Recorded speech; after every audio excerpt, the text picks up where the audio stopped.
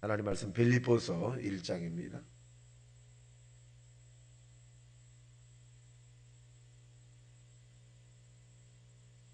저를 합독합니다. 시작. 그리스도 예수의 종 바울과 디모데는 그리스도 예수 안에서 빌립보에 사는 모든 성도와 또한 감독들과 집사들에게 편지하노니 하나님 우리 아버지와 주 예수 그리스도로부터 은혜와 평강이 너희에게 있을지어다. 내가 너희를 생각할 때마다 나의 하나님께 감사하며 간구할 때마다 너희 무리를 위하여 기쁨으로 항상 간구함은 너희가 첫날부터 이제까지 복음을 위한 일에 참여하고 있기 때문이라. 너희 안에서 착한 일을 시작하시니가 그도 예수의 날까지 이루실 줄 우리는 확신하노라. 내가 너희 무리를 위하여 이와 같이 생각하는 것이 마땅하니 이는 너희가 내 마음에 있음을 나의 매행과 복음을 변명과 확정함에 너희가 다 나와 함께 은혜에 참여한 자가 됨이라. 내가 예수 그리스도의 심장으로 너희 무리를 얼마나 사모하는지 하나님이 내 증인이시랴. 내가 기도하노라. 너희 사랑을 지식과 모든 총명으로 점점 더 풍성하게 하사 너희로 지극히 선한 것을 분별하며 또 진실하여 허물 없이 그리스도의 날까지 이르고 예수 그리스도로 말미암아 의의 열매가 가득하여 하나님의 영광과 찬송이 되기를 원하노라. 형제들아, 내가 당한 일이 도리어 복음 전파의 진전이 된 줄을 너희가 알기를 원하노라. 이러므로 나의 매임이 그리스도의 안에서 모든 시위대 안과 그 밖의 모든 사람에게 나타났으니 형제 중 다수가 나의 매임으로 말미암아 주 안에서 신뢰함으로 겁없이 하나님의 말씀을 더욱 담대히 전하게 되었느니라. 어떤 이들은 투기와 분쟁으로 어떤 이들은 착한 뜻으로 그리스도를 전파하나니 이들은 내가 복음을 변증하기 위하여 세우심을 받은 줄 알고 사랑으로 하나 그들은 나의 매임에 괴로움을 더하게 할 줄로 생각하여 순수하지 못하게 다툼으로 그리스도를 전파하느니라. 그러면 무엇이냐? 거칠이로 하나니 참으로 하나 무슨 방도로 하든지 전파되는 것은 그리스도니 이로써 나는 기뻐하고 또한 기뻐하리라. 이것이 너희의 간구와 예수의 성령의 도우심으로 나를 구원에 이르게 할 줄 아는 거로 나의 간절한 기대와 소망을 따라 아무 일에든지 부끄러워하지 아니하고 지금도 전과 같이 온전히 담대하여 살든지 죽든지 내 몸에서 그리스도가 존귀하게 되게 하려 하나니 이는 내게 사는 것이 그리스도니 죽는 것도 유익함이라. 그러나 만일 육신으로 사는 이것이 내 일의 열매일진데 무엇을 택하여 하는지 나는 알지 못하노라. 내가 그 둘 사이에 끼었으니 차라리 세상을 떠나서 그리스도와 함께 있는 것이 훨씬 더 좋은 일이라 그렇게 하고 싶으나 내가 육신으로 있는 것이 너희를 위하여 더 유익하니라. 내가 살 것과 너희 믿음의 진보와 기쁨을 위하여 너희 무리와 함께 거할 이것을 확실히 아노니 내가 다시 너희와 같이 있으므로 그도 예수 안에서 너희 자랑이 나로 말미암아 풍성하게 하려 함이라. 오직 너희는 그리스도의 복음에 합당하게 생활하라. 이는 내가 너희에게 가보나 떠나 있으나 너희가 한 마음으로 서서 한 뜻으로 복음의 신앙을 위하여 협력하는 것과 무슨 일에든지 대적하는 자들 때문에 두려워하지 아니하는 이 일을 듣고자 함이라. 이것이 그들에게는 멸망의 증거요 너희에게는 구원의 증거니 이는 하나님께로부터 난 것이랴. 그들 위하여 너희에게 은혜를 주신 것은 다만 그를 믿을 뿐 아니라 또한 그를 위하여 고난도 받게 하려 하심이라. 너희에게도 그와 같은 싸움이 있으니 너희가 그 안에 내 안에서 본 바요 이제도 내 안에서 들은 바니라. 아멘. 오늘 빌립보서에 대해서 이 바울이 빌립보에 있는 집사, 감독자들, 또 성도들에게 하나님의 감동을 받아서 이제 편지를 한 서신 가운데 하나입니다. 이 바울 서신이라고 하는 것은 히브리서 외에 뭐 13권, 12권 이 부분을 이제 바울 서신이다 이렇게 표현해주고 있는데 여기 보면 특징적인 것이 있습니다. 그 특징이 뭐냐면 1절입니다. 시작. 그리스도 예수의 종된 종 바울과 디모데는 자 빌립보에 사는 모든 성도와 또한 감독들과 집사들에게 편지하노니 앞에 서두에 뭐라고 바울은 적었냐면 그도 예수의 종이라서 예수 그리스도의 종이다. 그러니까 사실 바울은 예수 그리스도의 제자들과 함께 사역을 한 사람은 아닙니다. 그래서 주변에 있는 사람들이 바울에 대해서 사도성에 대해서 의심을 가졌죠. 내가 어찌 예수 그리스도의 제자와 함께 사역을 하지도 않았는데 내가 종이라고 할 수 있느냐? 사도라고 말할 수 있느냐? 이런 공격을 많이 받았어요. 그래서 이 바울이 하나님의 사명감이 확실하지 않았다면 거기 흔들렸겠죠. 그래 나 같은 사람이 무슨. 근데 바울은 다메섹 도상에서 예수님을 만나고 난 다음에 사명의 확신을 가졌어요. 다른 사람이 나를 사도로 인정하지 않고 그리스도로 나를 인정하지 않는다 할지라도 나는 예수 그리스도 안에서 선택받은 종이다.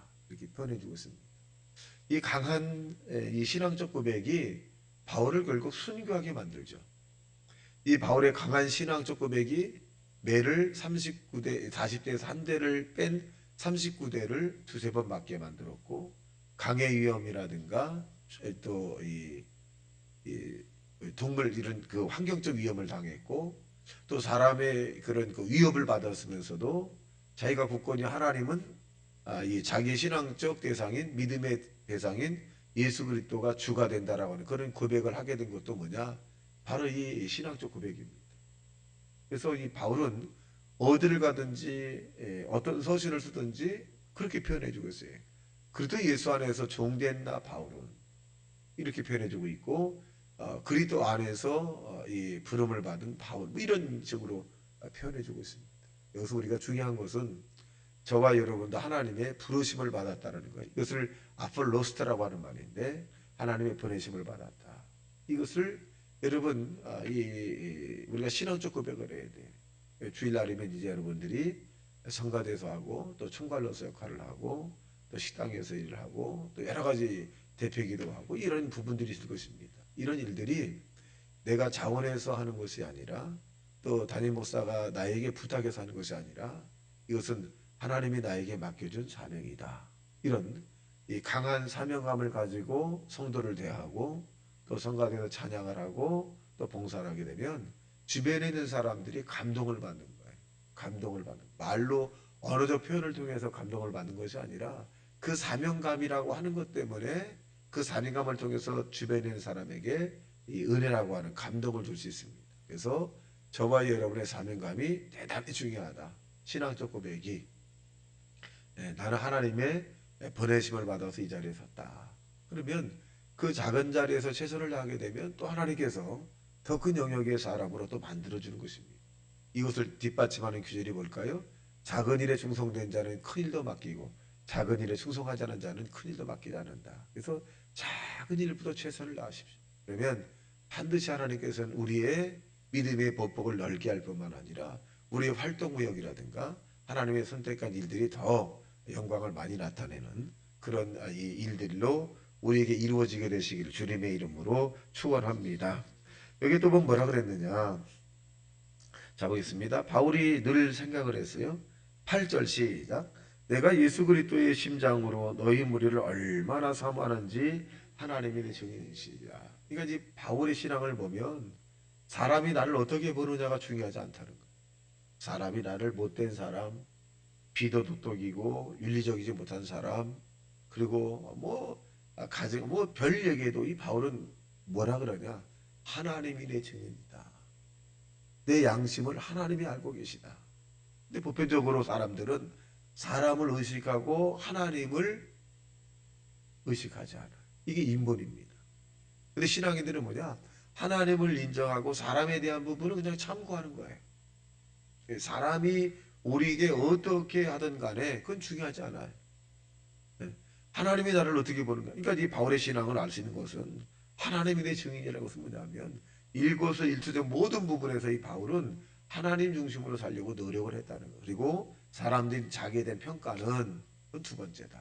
이게 참신앙적 삶의 모습이기도 합니다. 그래서 저와 여러분도 이 하나님 중심의 그런 모습들, 하나님이 나를 어떻게 보실까? 하나님이 나를 어떻게 생각하실까? 하나님을 이 만홀히 여기지 말라라고 말씀했어요.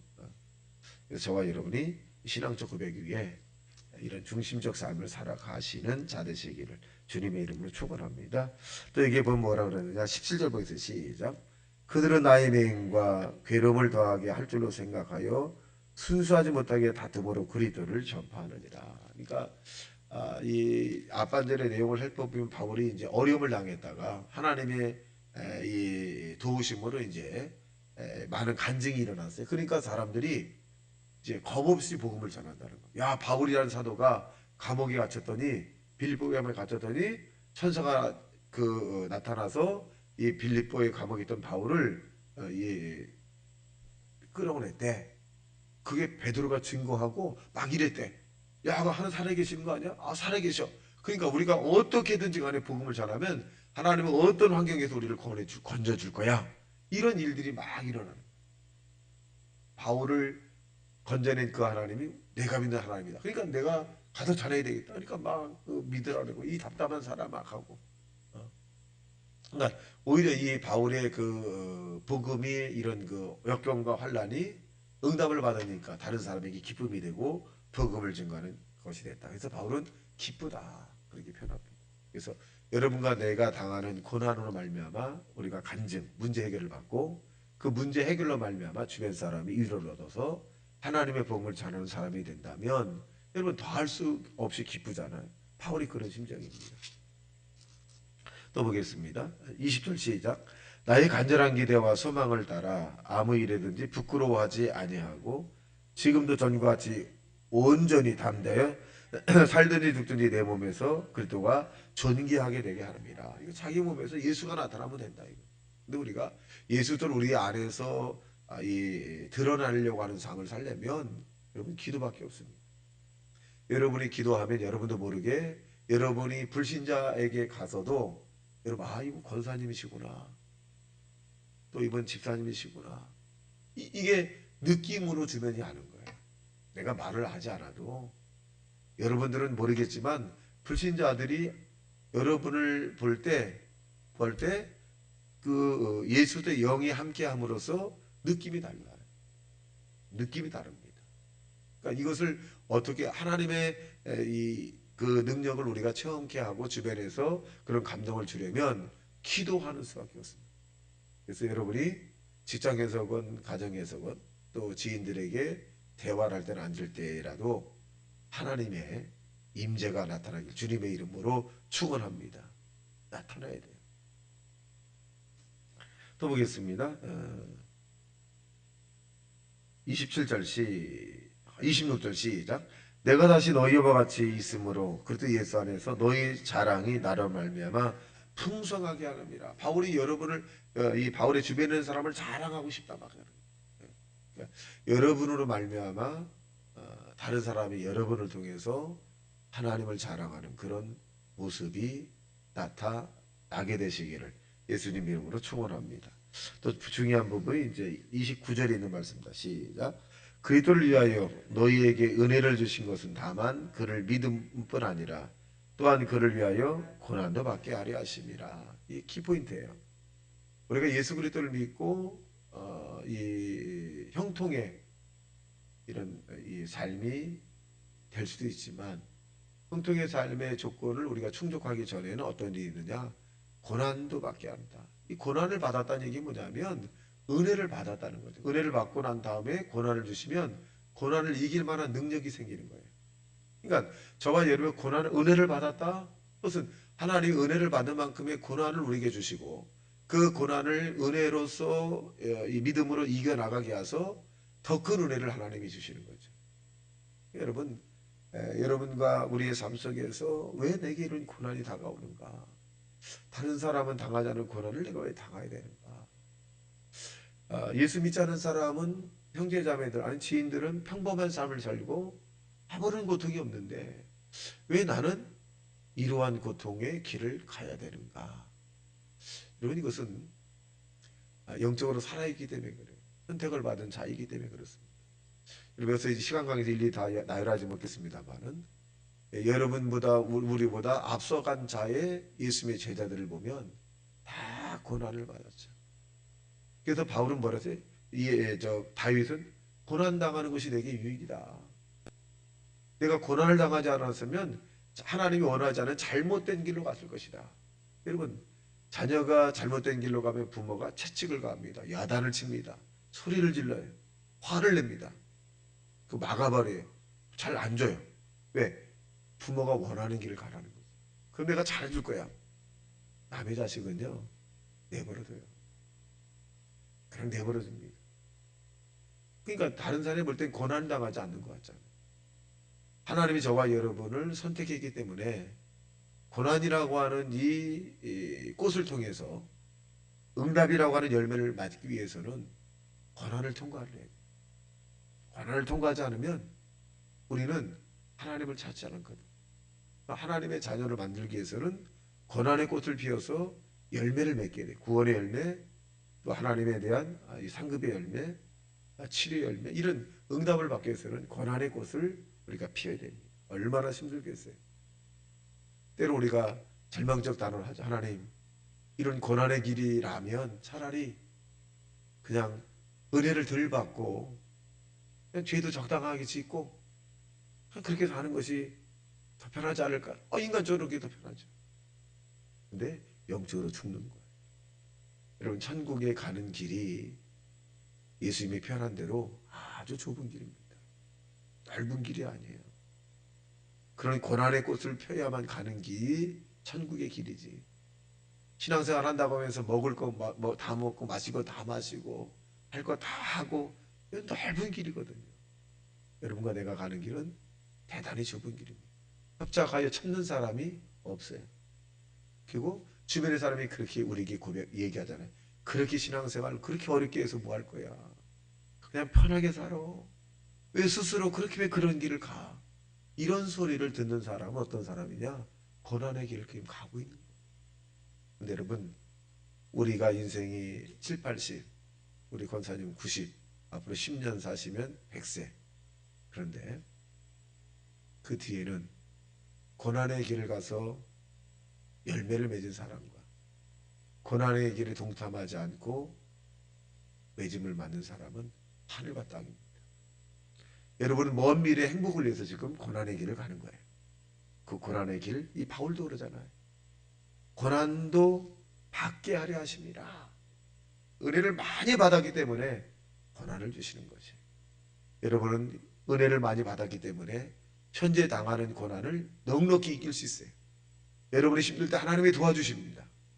바울처럼 저와 여러분도 이 세상을 이기고 우리 자신을 이기는, 환경을 이기고 영적 세계의 마귀를 이기는 그런 좁은 길을 손잡고 함께 가시기를 주님의 이름으로 축원합니다. 다 같이 말씀 생각하며 통성으로 기도합니다. 주여, 주여, 주여.